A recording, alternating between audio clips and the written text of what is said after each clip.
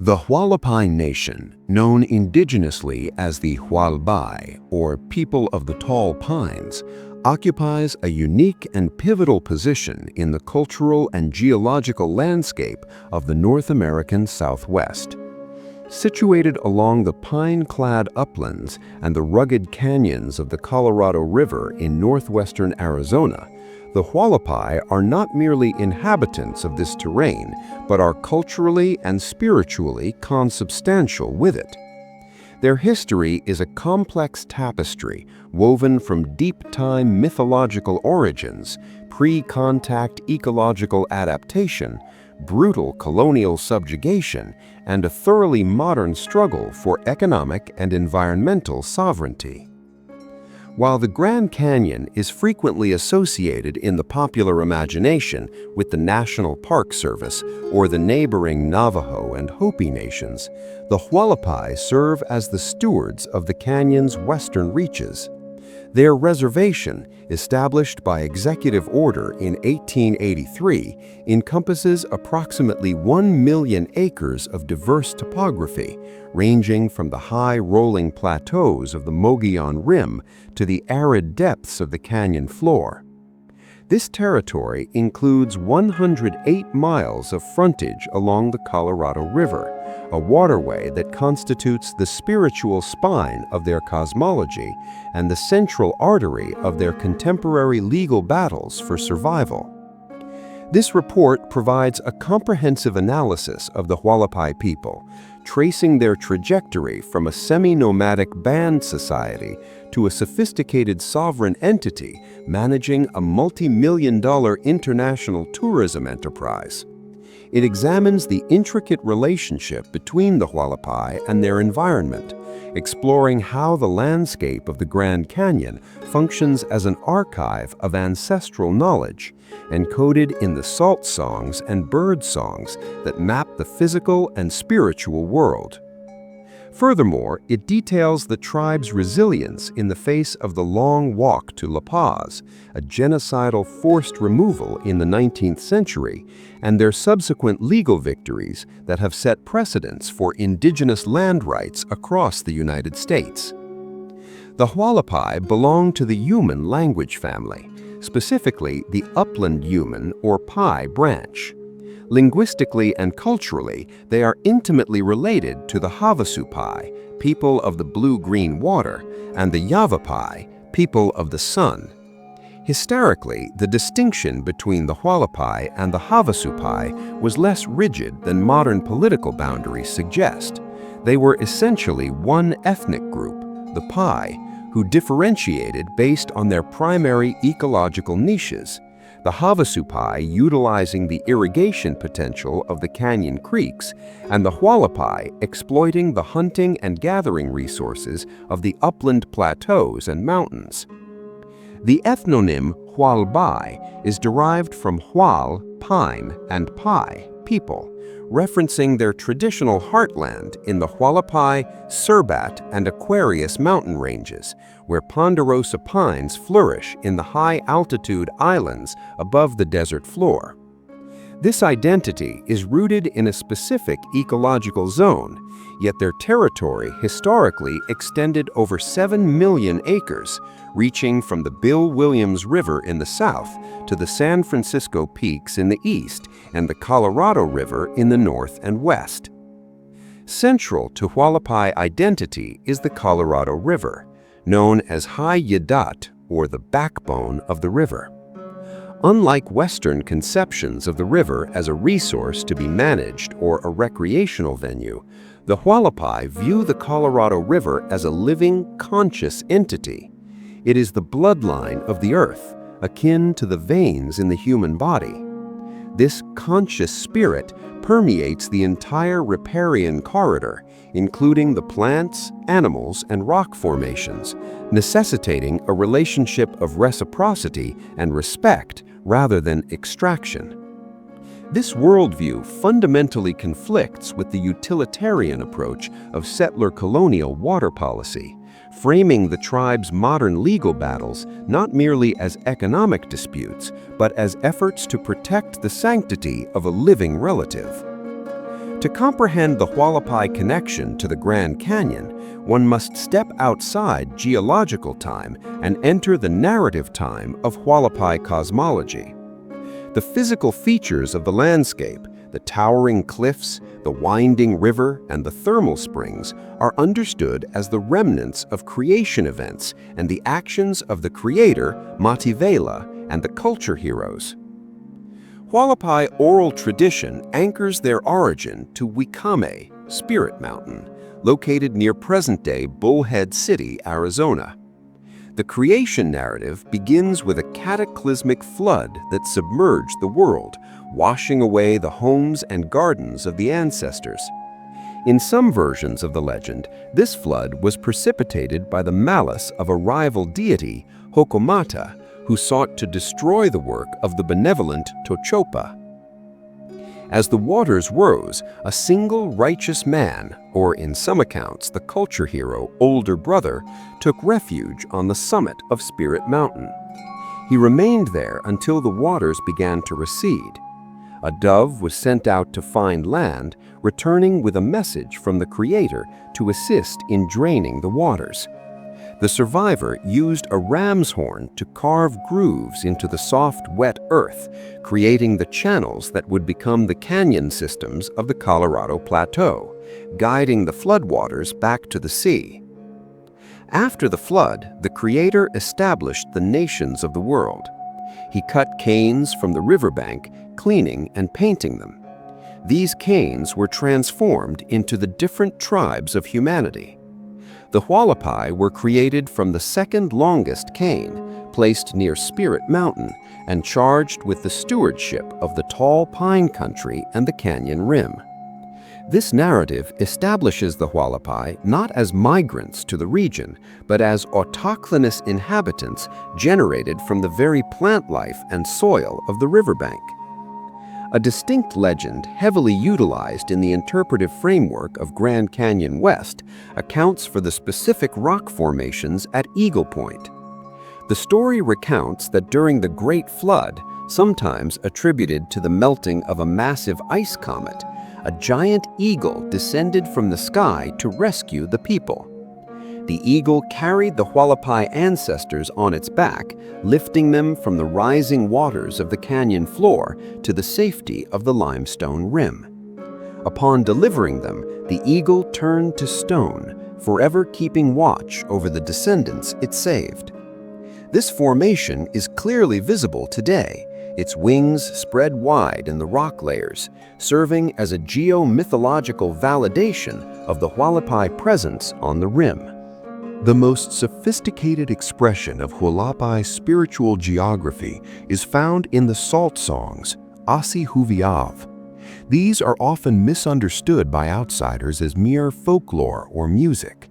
In reality, the salt songs constitute a complex liturgical cycle comprising 142 distinct songs that function as an oral map of the afterlife and the physical terrain of the Southwest. Performed primarily during wake ceremonies to guide the spirit of the deceased, the songs describe a journey that begins at the sacred salt mines near the confluence of the Colorado and Little Colorado rivers.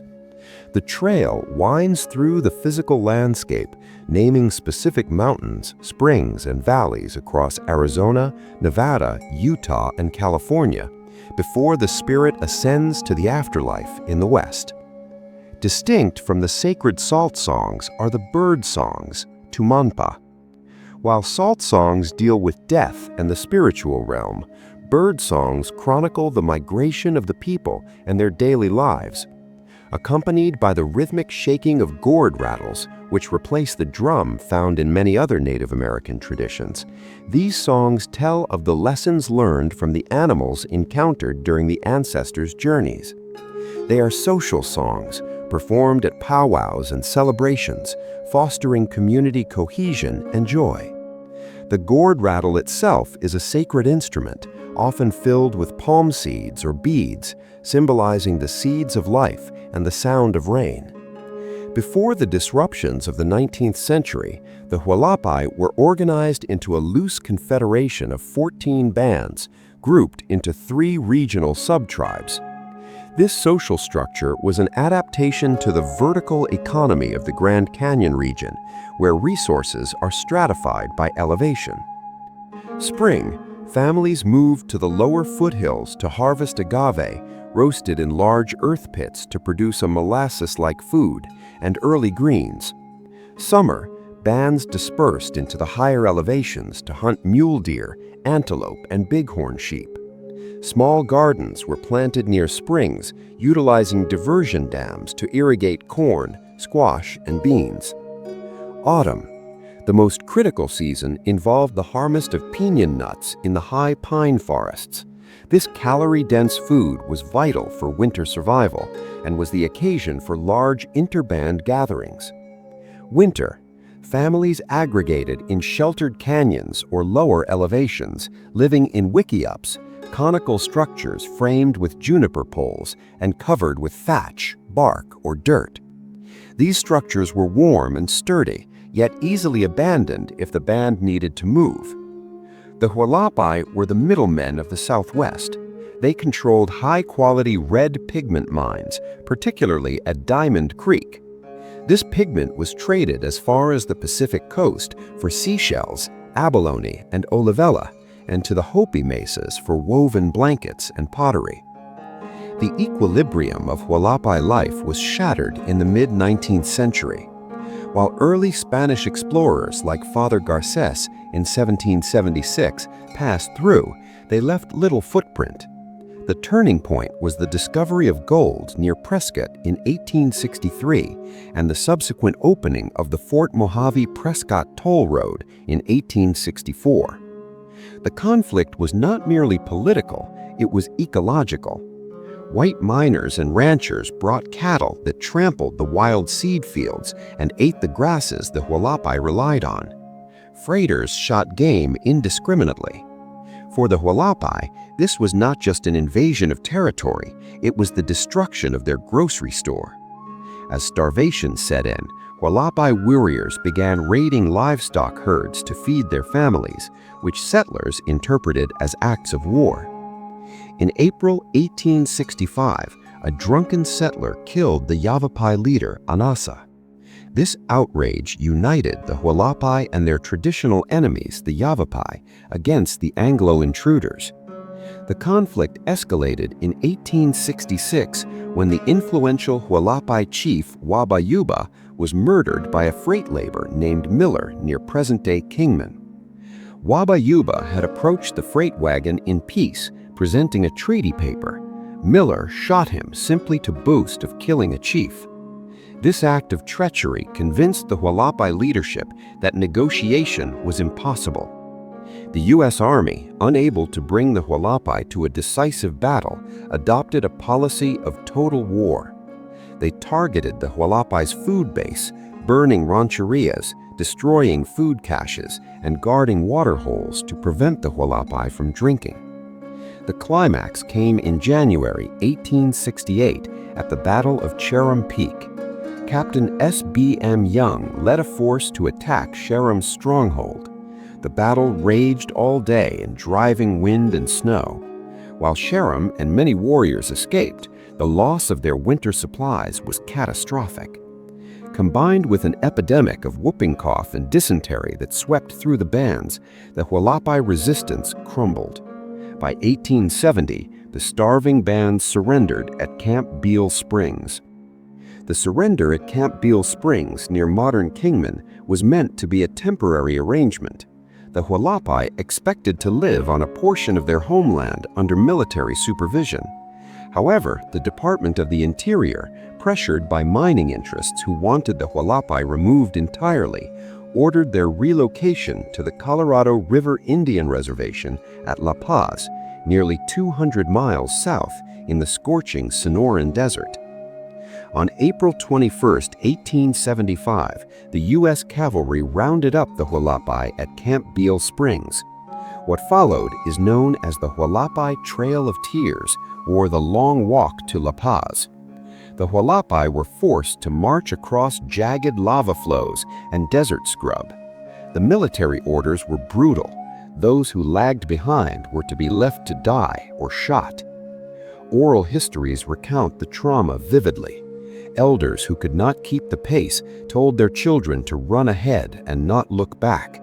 Pregnant women and children died of exhaustion. The route took them through Quartermaster Canyon, a treacherous descent that tested the limits of human endurance.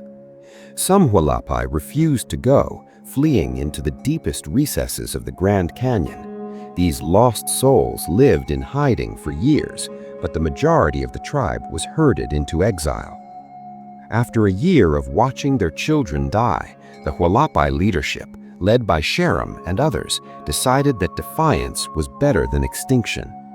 On April 21, 1875, the Hualapai staged a mass escape. They fled the reservation, moving rapidly north back toward their sacred pine-covered mountains. Miraculously, the army did not pursue them with full force, likely deeming the Hualapai pacified enough or simply not worth the effort of recapturing. The Hualapai returned to their homelands, only to find them fenced off by ranchers. The springs they had drunk from for centuries were now cattle tanks. To survive, the proud warriors and gatherers were forced to become wage laborers, working in the mines and on the ranches of the men who had dispossessed them. The Hualapai refusal to vanish forced the federal government to acknowledge their presence. The tribe petitioned for a reservation, arguing that they could not survive without a land base. The arrival of the Atlantic and Pacific Railroad, Santa Fe Railway, in the 1880s brought a new threat. The railroad built a depot at Peach Springs, Hwal'bay, named for the peach trees growing near the natural springs. The steam locomotives required vast amounts of water, and the railroad simply appropriated the springs, piping the water to their tanks and denying the Hualapai access. This conflict simmered for decades until the Hualapai filed suit. In the landmark case United States versus Santa Fe Pacific Railroad Company in 1941, the U.S. Supreme Court ruled unanimously in favor of the Hualapai. The court established the doctrine that aboriginal title, the right of occupancy, remains valid until explicitly extinguished by Congress. The railroad's land grant did not automatically wipe out Hualapai rights. This victory forced the railroad to relinquish its claims to reservation lands and solidified Hualapai sovereignty.